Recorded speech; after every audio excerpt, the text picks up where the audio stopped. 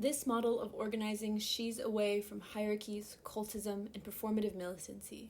It prioritizes people over cults of personality and traditional models of leadership that are highly centralized. Irvin also writes, as Blacks and other oppressed peoples of color, we are living through some of the most perilous times in both American and world history. The white empire is declining, but in its desperation to cling to power, we face police murder and brutality, mass imprisonment of youth of color, racial profiling, degrading poverty and unemployment, repressive anti-terrorist legislation, and new wars of conquest, and yet we do not hear the voices of organized peoples of color in their millions in North America. Instead, we are part of someone else's agenda or someone else's political organization. But it is time now to build our own and speak for ourselves. We must not only demand our rights in a Western capitalist society, but fight to build a new world. It is not sufficient to simply center Blackness in our understanding of resistance to subjugation. We must also explicitly name different gendered and sexual identities within Blackness. Any truly liberatory politics must speak to the unique needs and vulnerability of Black women and girls, particularly Black, queer, and transgender women and girls. There are ongoing murders of Black trans women across the country and trans women around the world because women's safety is a non-priority of the state and because patriarchal gender structures are ultimately grounded in trans misogyny. Black women are also being hunted, but this hunting season, unlike the open season on Black men, is grossly underaddressed because of the frequent degendering of anti-racist politics, the invisibilization of Black women through diversity language like women and people of color that overlooks the intersections of race and gender, the erasure of Black women within women of color, and understandings of how state violence against Black people focus on the humiliation and emasculation and almost sole targeting of cisgender Black men. A politic of self-defense cannot ignore the intersections of white supremacist state violence and its manifestations for intracommunal violence against Black women, trans and cis, as well as other members of the Black community who are marginalized beyond their Blackness. Black feminism says that the forces of sexism and transmisogyny, classism and racism are inextricably linked in a mutually constitutive web of oppression and domination. Within this tradition, of course, is Kimberly Crenshaw's intersectionality, building from the intellectual legacy of Black lesbian feminists and even 19th century Black feminist works such as writings by Anna Julia Cooper.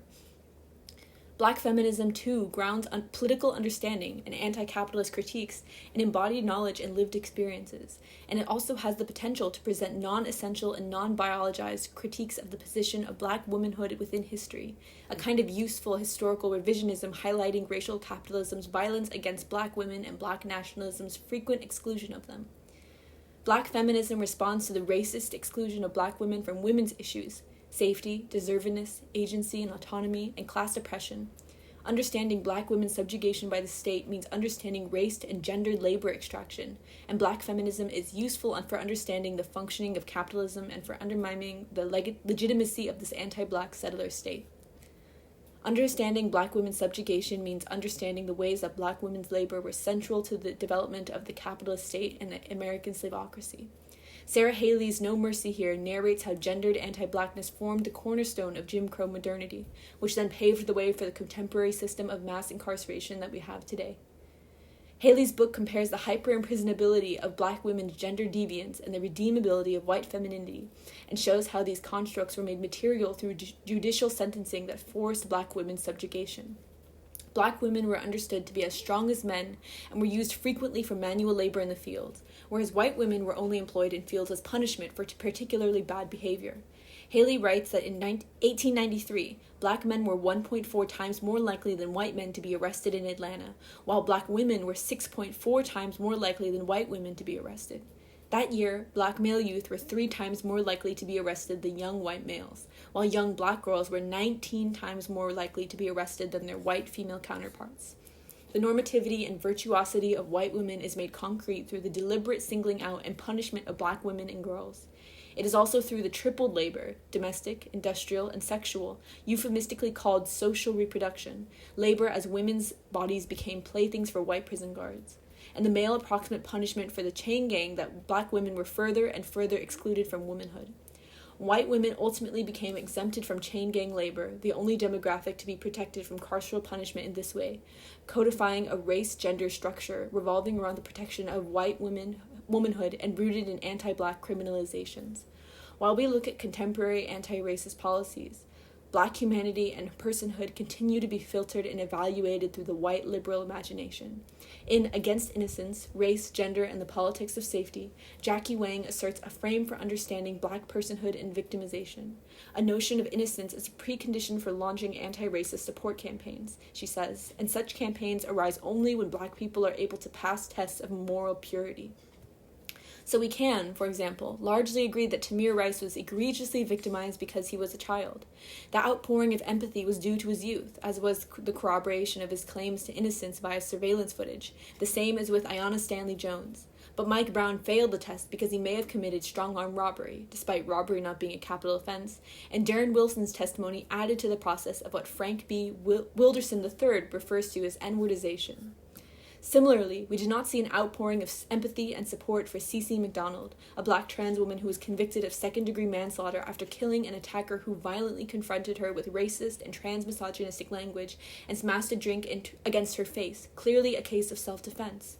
She accepted a plea bargain of 41 months in prison in June 2012 and served 19 months in 2 different men's facilities before being released in January 2014.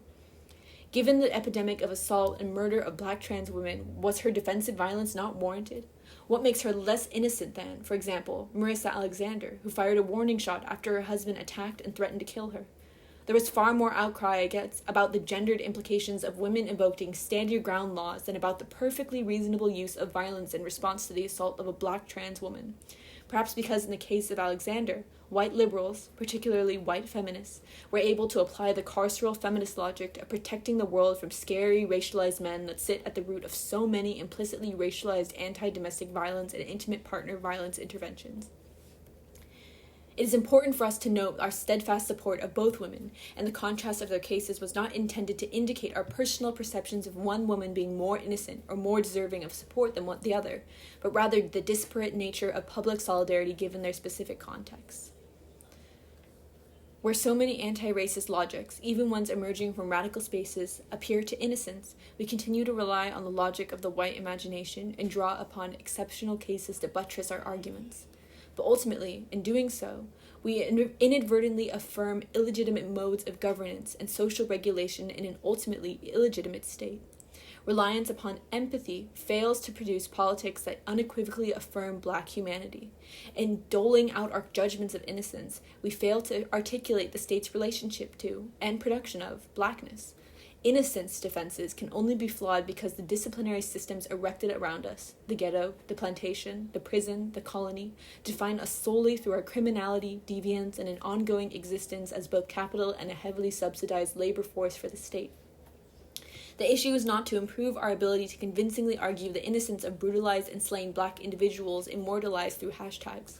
We occupy a criminal subject position that cannot be shifted by appeals to white emotion.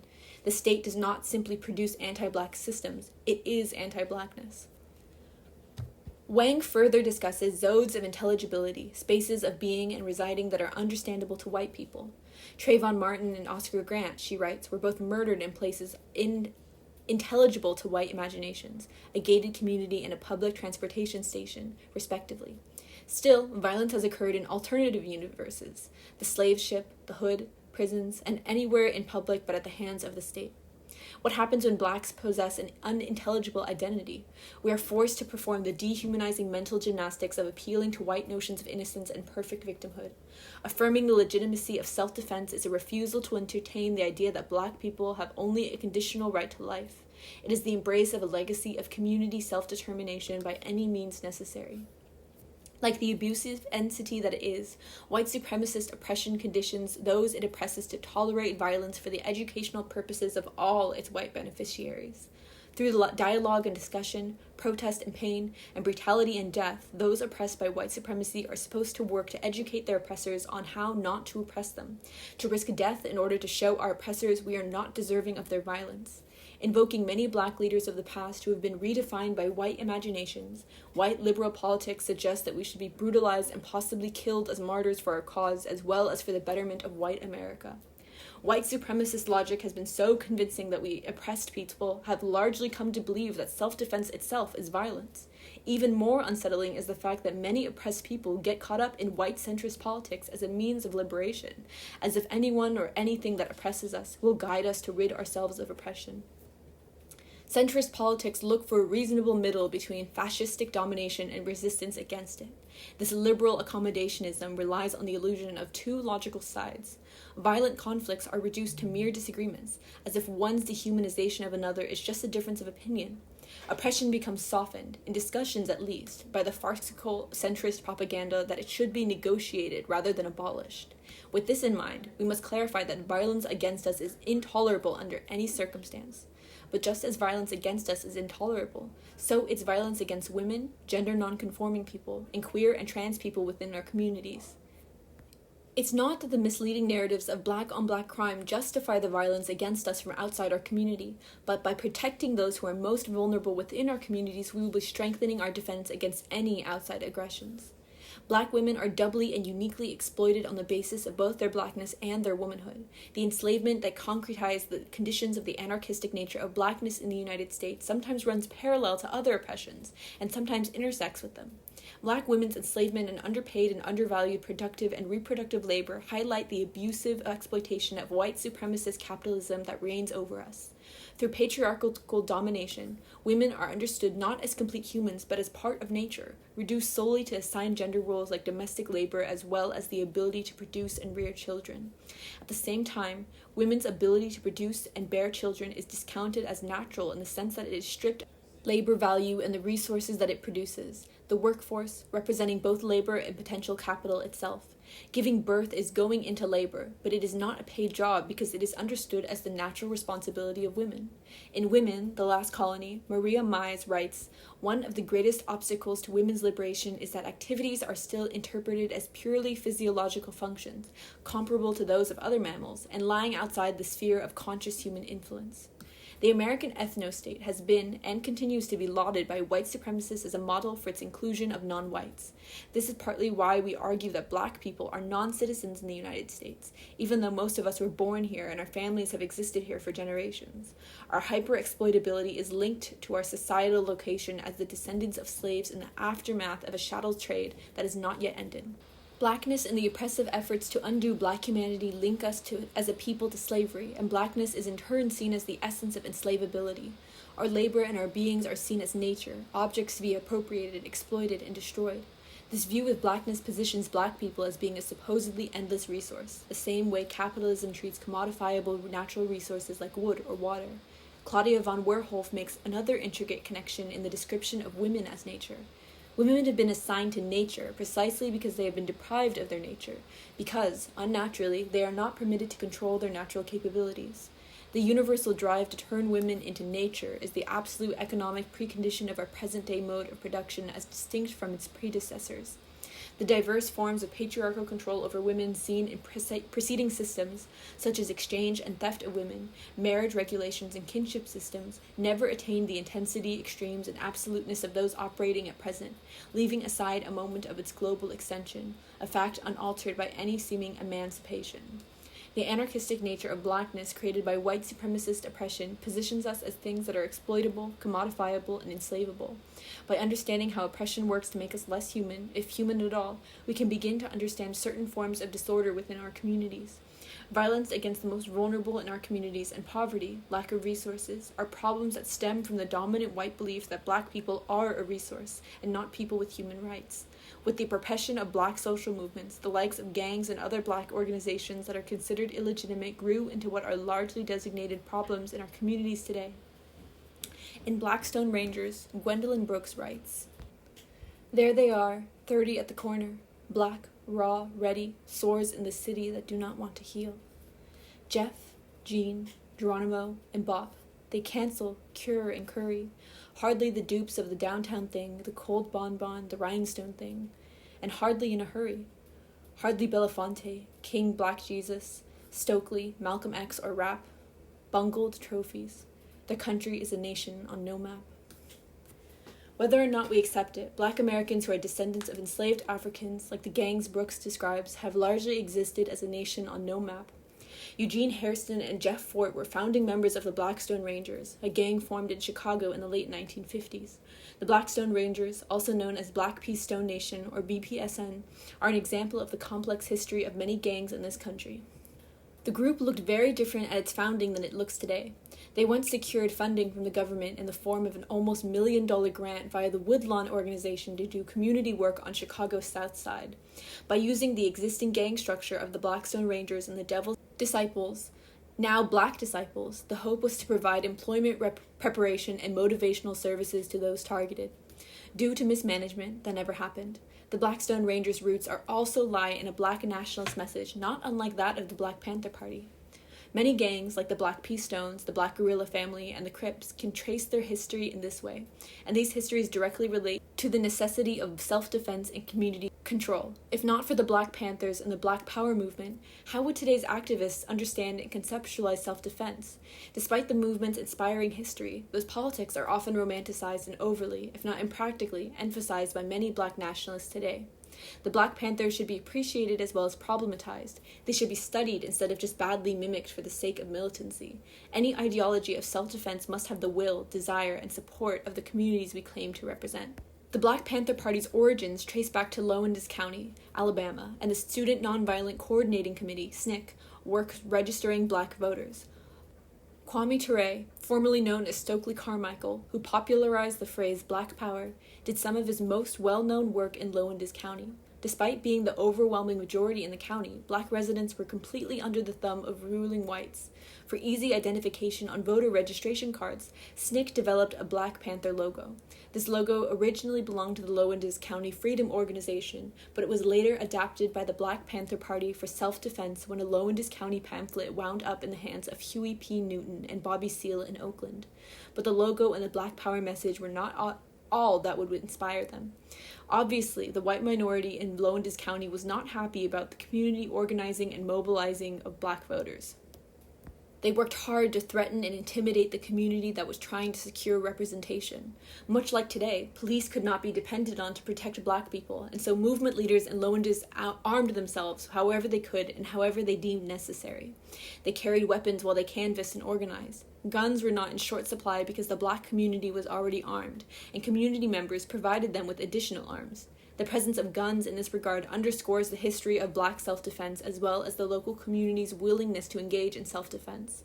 There was no need for suicidal displays of bravado because everyone in the Black community knew of their commitment to armed self-defense. They actively defended themselves against attacks by whites while establishing their own political power, demonstrating their dedication to the cause of universal Black suffrage. The self-defense organizing in Selma was not limited to one particular entity or group, and it focused on necessity rather than showing militancy. When our forebears began to arm themselves, it wasn't necessarily because they believed in the Founding Fathers' promise of the right to bear arms. Rather, the only thing white America had ever promised Black America was violence. Guns were a way to possibly protect oneself from that violence. But the promise of the right to bear arms, like the rest of the U.S. Constitution, does not functionally apply to anyone who is not a white man, just as the original definition of citizenship did not apply to anyone other than white landowning men. Black people's right to anything in the United States is an abstraction. The founders denied Black people, free or enslaved, the right to own or attain guns. All these years later, over a century after emancipation, Black people are still not guaranteed safety, even through legal means of gun ownership. We are still killed for carrying guns that are acquired in accordance with law because Blackness itself is a threat, and Black people are more likely to be extrajudicially killed for even being imagined to have a gun, whether permitted by law or not. When the Black Panthers asserted in their 10-point program their right to bear arms, they did so using the words of the U.S. Constitution. Point 7 states, "We believe we can end police brutality in our Black community by organizing Black self-defense groups that are dedicated to defending our Black community from racist police oppression and brutality." The Second Amendment of the Constitution of the United States gives a right to bear arms. We therefore believe that all Black people should arm themselves for self-defense. In a critique of the new Black Panther Party, Lorenzo Komboa Irvin, a former Black Panther himself, denounces romantic urban dualism, which appeared at the period of the deterioration of the BPP in the mid-1970s. Irvin laments forms of vanguardism, like small group terror and adventurism, saying they should be avoided at all costs because too many militants were killed, arrested, and exiled in the previous Black Panther formations to let a new movement think it can still posture around with guns as a studio prop. Irvin's condemnation of irresponsible posturing leads us to better understanding why contemporary self-defense politics must be meaningful. To the best of our ability, we should ensure our contemporary political formations are not just new iterations of the past. The Panthers were infiltrated and destroyed by the government forces like the FBI's counterintelligence program, COINTELPRO, a covert operation that harmed and killed many throughout the Black community, among others. If our organizations are to provide societal and community value, we cannot aspire to form a mass movement of would-be martyrs that romanticize revolutionary armed struggle without having any weaponry, gun politics, or even skills with firearms. Gun control is often a reaction to the threat posed by insurrectionary Blackness. Hopes to stop the Black Panthers' efforts to organize armed community self-defense were the basis for the Mulford Act, a 1967 California firearms law criminalizing the open carrying of loaded firearms, and passed in explicit response to their armed neighborhood patrols. The turbulent summer of 1967, when rebellion shook Detroit and Newark, led Congress to propose new gun restrictions after armed Black people resisted the police and National Guard who were attempting to implement martial law. It was no surprise when the Omnibus Crime Control and Safe Streets Act of 1968 was passed, considering these events and the assassinations of President John F. Kennedy, his brother Robert F. Kennedy, and Martin Luther King Jr. throughout the 60s, the latter two killed in the same year as the Act's passage. It is arguable that each of those assassinations occurred as a result of public perceptions about each prospective targeted person's relationship to Black struggles of the 1960s. The Kennedy brothers were, and still often are, seen as symbols of white liberal sympathy to Black civil rights, and King, of course, was a prominent movement leader. Their deaths would ultimately become part of the reasoning used in regulating firearms in a way that did not improve the lives of Black people or even make us safer. Despite the repeatedly demonstrated threat posed by armed white men, the fear of Black people and Black armed insurrection was the primary driver of gun control, not the desire to protect. Contemporary discourse about gun control cannot ignore the inherently racialized and reactionary nature of the state's attempts to regulate arms. Guns are dangerous commodities that wreak havoc around the globe every day. They bring chaos and harm to many of our neighborhoods and communities. Although we invoke historical narratives of armed Black self-defense, we cannot ignore the almost inextricable links between gun violence and domestic and intimate partner violence, most notably against women. The weapons, however, are tools, just like many of the other commodities that drive oppression and destabilization around the world, and the conversation around gun control cannot simply be limited to partisan binaries supporting or opposing the ability to access firearms. Rather, these conversations should be grounded in far wider social discussions of hegemonic masculinity, the violent nature of white political expression, centuries of anti-Black racial violence, the delegitimization of Black community self-defense against state violence, the definition of violence itself, the undue political influence of the National Rifle Association and the gun lobby, violence against women, and so on. The debate on whether we choose to use guns as tools for our self-defense is reasonable to have in our community, but our adversaries have already expressed lack of interest in such a dialogue or debate. While the risk of trying to engage enemies in civility is indeed a necessary part of any movement, so too is a willingness to fight if and when necessary. To accept the false retellings of history regarding the U.S. project is to believe that genocide, enslavement, and innumerable racialized brutalities were missteps in a historical moral arc towards progress and justice. Patriotism is ultimately self-destructive for Black people. Patriotism necessarily comes at the expense of Black people. To be committed to a national project without any commitment from the state to reciprocate our needs for human rights means labor against centuries of Black struggle. When we acknowledge the Blackness of resistance, we acknowledge that what happens to Blacks indicates the truth, rather than the totality of the system, as Jared Sexton notes. Every analysis that attempts to recount for the vicissitudes of racial rule and the machinations of a racial state without centering Black existence within its framework, which does not mean simply listing it among a chain of equivalents, is doomed to miss what is essential about the situation. Our self-defense understanding must account for the history of resistance in this country that has been so largely Black-led, while also making the most of our history as diverse people. No one need be ignored, dismissed, or overlooked for their contributions. No matter what community or region we are from, no matter what color our skin, the struggle of Black people in the United States can inspire without being commodified by other movements. Black resistance and meaningful self-defense organizing opportunities are all around us. But the organizing we need to counter white supremacist capitalism has to be sincere and serious in a world that overemphasizes symbolic victories. Our liberation will feature the most disenfranchised among us, overcoming the burdens of oppression. Gang members, incarcerated people, the formerly incarcerated, and those cast away by society must be included and defended in our communities. They have been swallowed up by the reductive good versus bad binary constructed by white supremacist demands for perfect victimhood. The state intends to portray all of us who oppose it as criminals, thugs, and gangsters. Other labels too are used, often ones associated with Blackness regardless of actual ethnicity. When we allow these definitions of disposability, we support the state's necropolitical agenda, which dictates that the murder of certain people is unjust, while the murder of others is acceptable or normal. The state does not, rather, it should not, have the right to kill anyone, armed or unarmed, whether perceived to be guilty or innocent, and reproducing state definitions of guilt and justice places all marginalized communities at risk. Blackness is clearly seen as inherently criminal and guilty. Such logic rationalizes the killing of Black people by police, vigilantes, and others in response to the imagined existential threat posed to whiteness. Those who have been cast away by society, who are despised even among our respective oppressed peoples, understand conflict perhaps better than any of us. The outcasts must be politicized once again, just like many gangs, inmates, and subjected Black people were politicized at the root of their organizations during the Black Power and civil rights movements.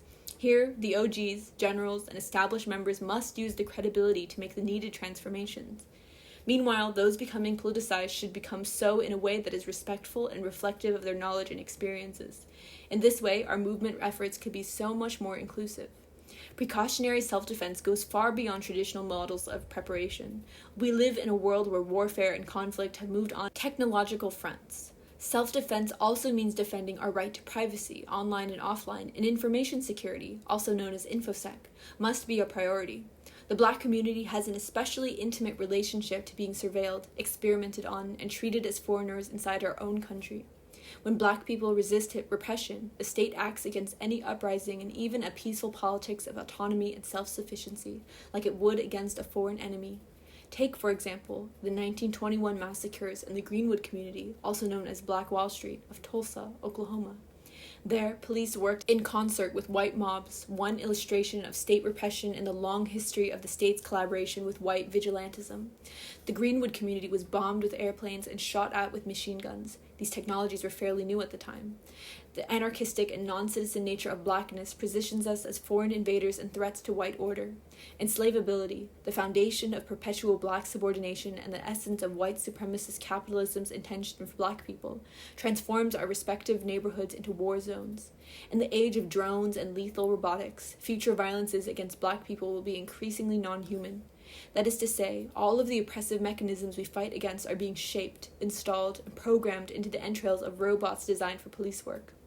It is of the utmost importance that we understand that robots designed and programmed in a white supremacist society will carry the logics of white supremacy. We must be prepared to defend ourselves against the likes of any threat, human or non-human. Just like the dogs that have been sicked on Black people for quite some time, newly developed technologies will be used against us as enemies of the state. We do not need an army, leaders, or advanced weaponry to organize themselves in our respective localities. We need self-determined people willing to work together in their communities. Ultimately, state oppression is not just a mechanical function, it's also an admission that unites fronts among us are really a threat. We all wish that the issues we face could be resolved peaceably, but as George Jackson wrote, patience has its limits. Take it too far and it's cowardice. What are we still waiting for that we cannot begin to define and seize for ourselves? Pseudo-optimistic hopes of reform feel numbing, and stagnation is no longer tolerable. The work of building a sustained movement dedicated to defending ourselves is all about love. We have tolerated abuse for far too long, and now, if we must share a house with our abuser, we should be prepared to defend ourselves. There's no justification for the brutality we experience at the hands of white supremacist capitalism and all the forms of oppression that come with it. What we must come to understand is that a willingness to defend ourselves and our communities is rooted in politics of collective care. Rather than seeking vengeance and aiming to harm oppressors, our desire to defend ourselves should be rooted in our love for one another. We are not ready to fight because we love fighting. We are ready to fight because we are worth fighting for.